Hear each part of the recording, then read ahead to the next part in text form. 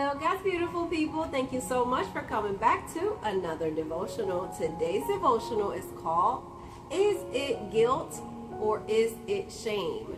Is it guilt or shame? And it is inspired by 2 Samuel 24:10, and I'll be reading out of the MSG version if you would like to follow along. But when it was all done, David was overwhelmed with guilt because he had counted the people, replacing trust with statistics. And David prayed to God, I have sinned badly in what I have just done, but now God, forgive my guilt. I've been really stupid. Do you know the difference between guilt and shame? Guilt is feeling bad about something you've done, like David in today's verse. But shame is a whole other beast. It's when you feel bad about who you are. Guilt says you've done something bad. Shame says you are bad.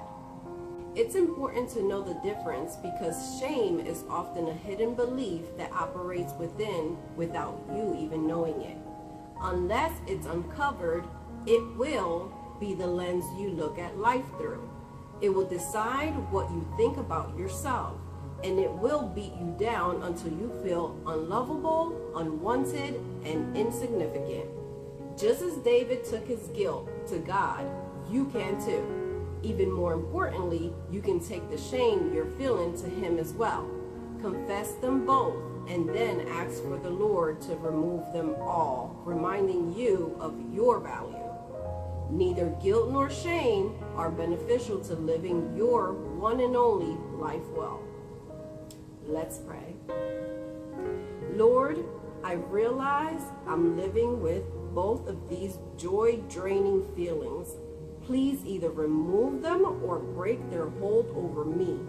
Then, Lord, restore my value as I live and breathe in you. In your mighty name I pray, Lord. Amen and amen. I hope this blessed you and you stay beautifully blessed as always. Besitos!